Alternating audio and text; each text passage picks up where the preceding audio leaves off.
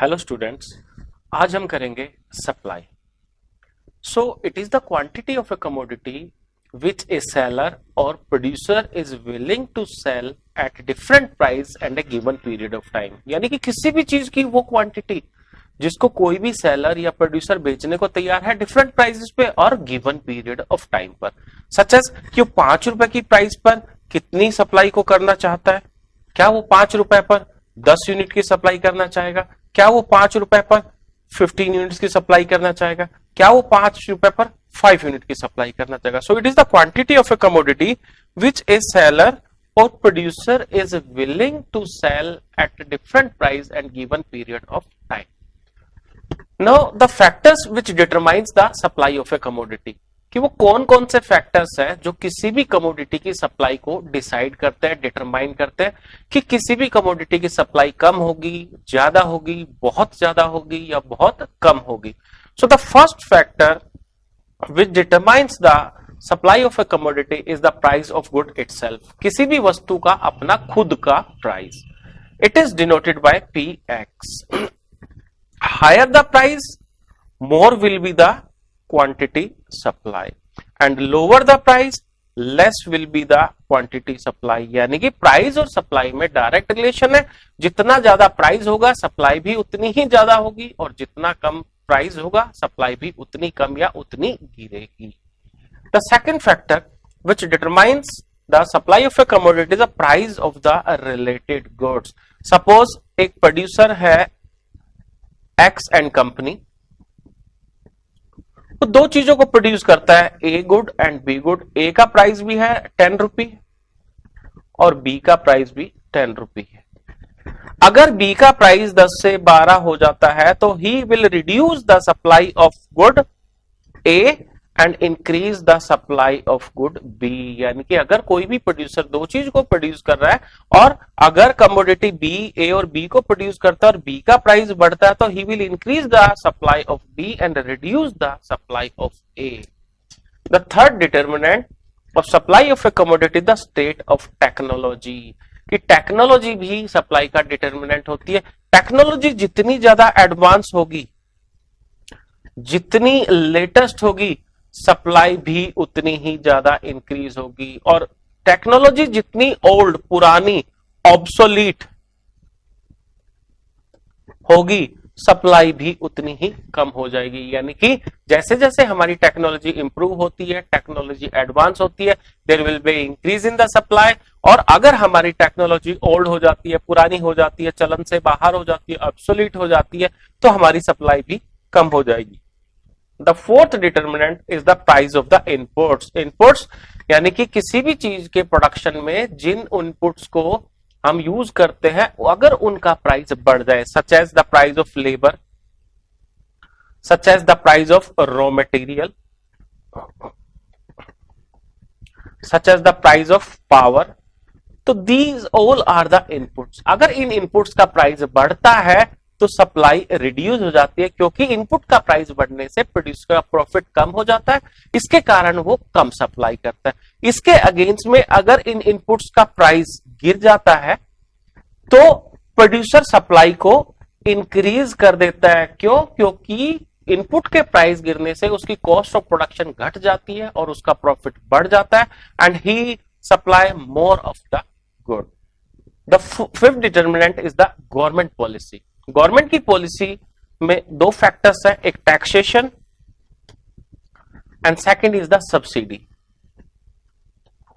अगर government tax को increase कर देती है, एग्जिस्टिंग टैक्स को, या जो टैक्स पहले से मौजूद थे उनको बढ़ाकर एक नया टैक्स लगा देती है, यानी कि the government increase the existing tax as well as levied new taxes, then it will reduce the profit और सप्लाई आपकी रिड्यूस हो जाएगी।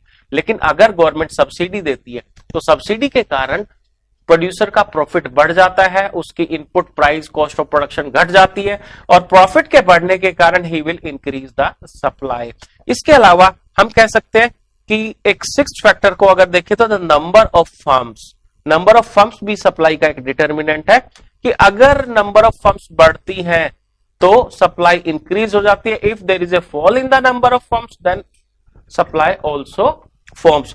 So we can say that the quantity supply of X is the function of price of good X itself, price of related goods, state of technology, government taxation policy, इसके अलावा subsidy, इसके अलावा price of input. सो ये सारे के सारे जो है वो सप्लाई के डिटर्मिनेंट है।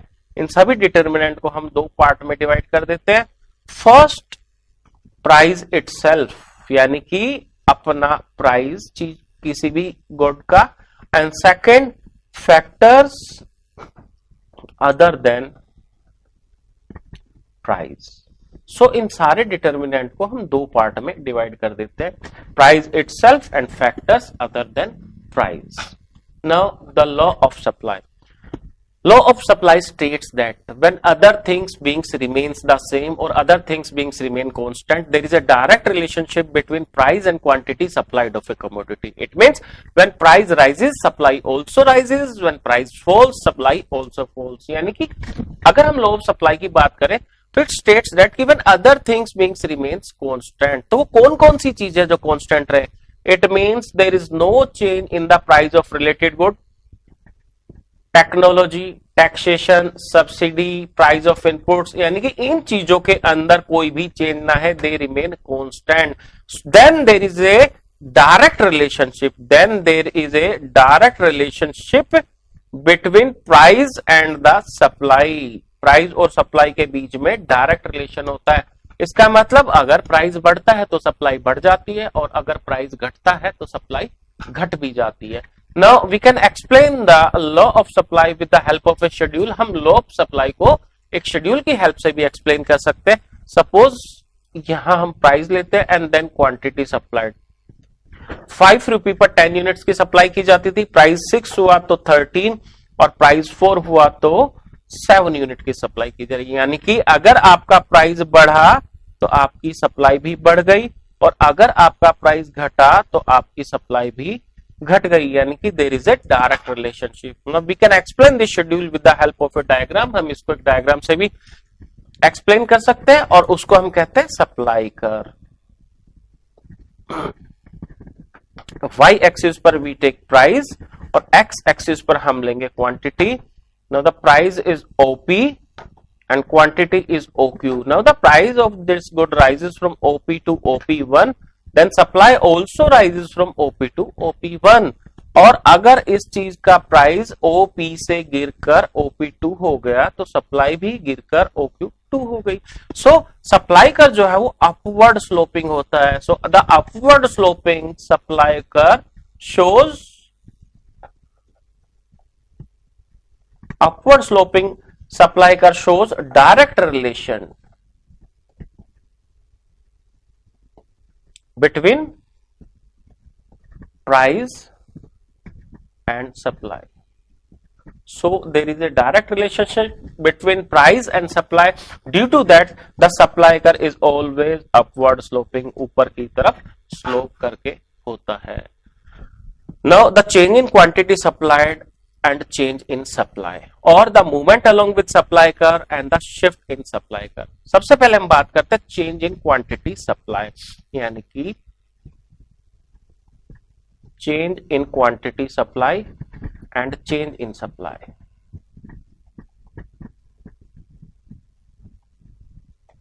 Change in quantity supplied means कि when other things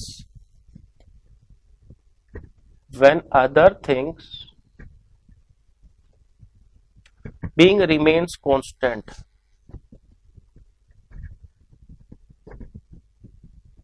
कि दूसरी चीजें कांस्टेंट रहे, price of the related goods, technology, price of the inputs, government taxation, subsidy, number of firms, यानी कि इनके अंदर कोई भी चेंजेस ना आए। So when other things being remains constant, the quantity supplied of a commodity changes due to change in its price. यानी कि जब प्राइस के कारण क्वांटिटी चेंज होती है और दूसरे फैक्टर्स में कोई भी चेंज ना है, then we can say that it is change in quantity supply. Now what is change in supply?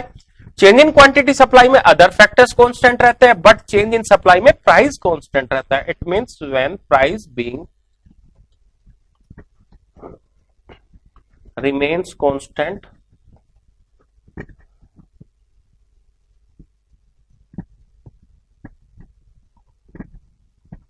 the supply, not quantity supplied, the supply of a commodity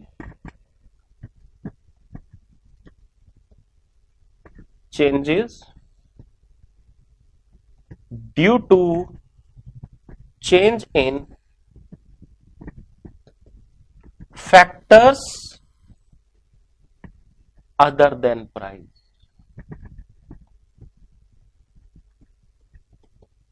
यानी कि when price being remain constant, the supply of a commodity changes due to change in factors other than price. Now, change in quantity supplied को हम movement along with supply कर भी कहते हैं, और change in quantity supplied दो तरीके का होता है. पहला extension in supply,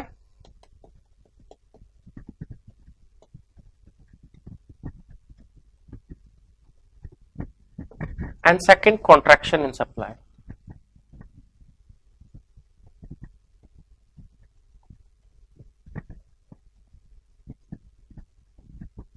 It means the change in quantity supplied is of two types. First, extension in supply, and second, contraction in supply. Now, extension in supply. Extension in supply क्या होता है कि when other things being remain constant, it means when other things being remains constant,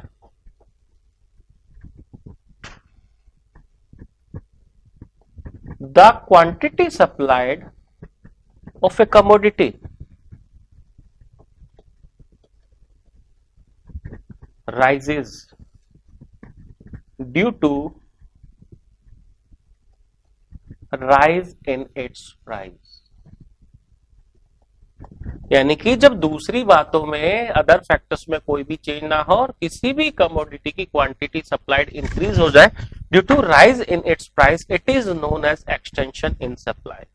such as price 5 था, quantity supplied 10 units की थी, price 5 से 6 हुआ and the quantity supplied 14 हो गई. We can explain this with the help of a diagram also. Y axis पर we take price और X axis पर हम लेंगे quantity. Now suppose the price is OP and the quantity is OQ. Now the price of the commodity rises from OP to OP1 and the supply rises from OQ to OQ1. So in this situation the supply curve move upward. यानी कि extension में supply curve upward move कर गया, ऊपर की तरफ move कर गया. So this is extension in supply. Now what is the contraction in supply? Contraction in supply means when other things being remain constant,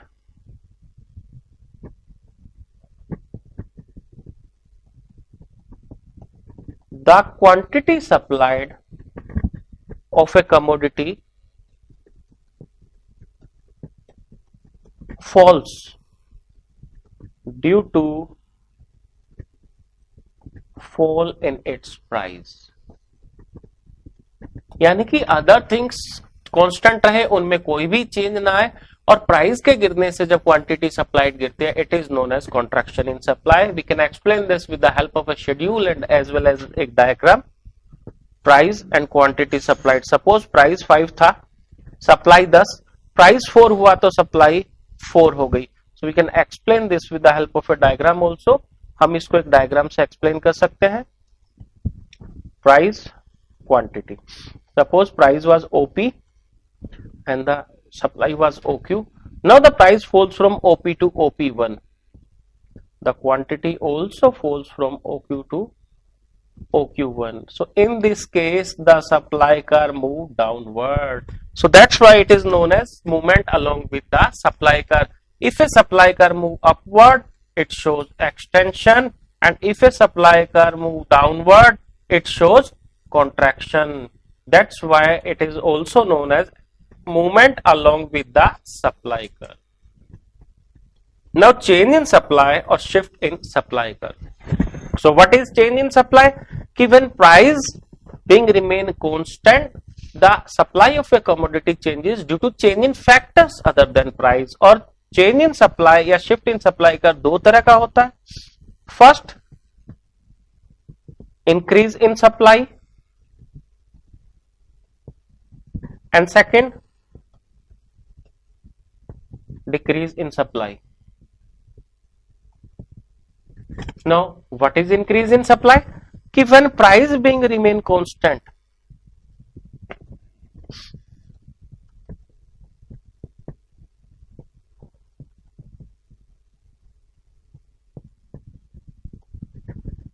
the supply of a commodity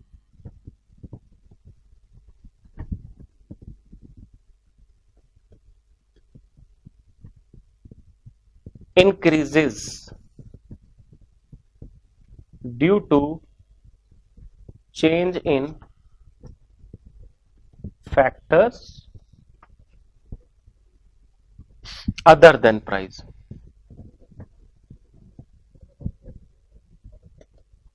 यानी कि when price being remain constant, price में कोई भी change ना हो और किसी भी कमोडिटी की सप्लाई दूसरे फैक्टर्स में चेंज होने के कारण हो जाए, सच एज इनपुट्स का प्राइस गिर जाए जिसके कारण आपकी सप्लाई बढ़ गई, गवर्नमेंट ने टैक्स कम कर दिया, नंबर ऑफ फर्म्स बढ़ गई.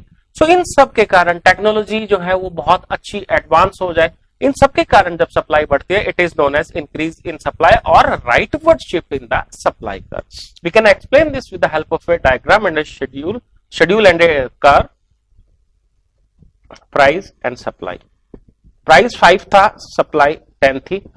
5 रुपये रहने पर ही सप्लाई 10 से इंक्रीज होकर 13 हो गई due to change in factors other than price.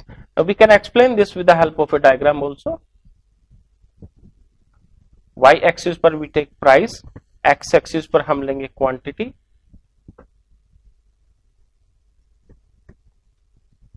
SS is the supply curve, OP is the price and OQ is the quantity.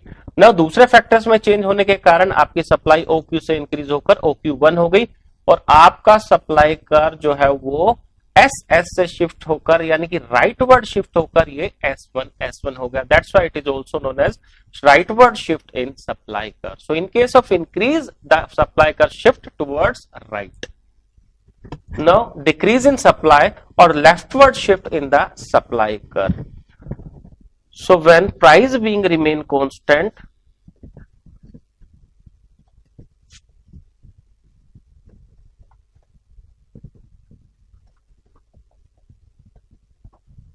the supply of a commodity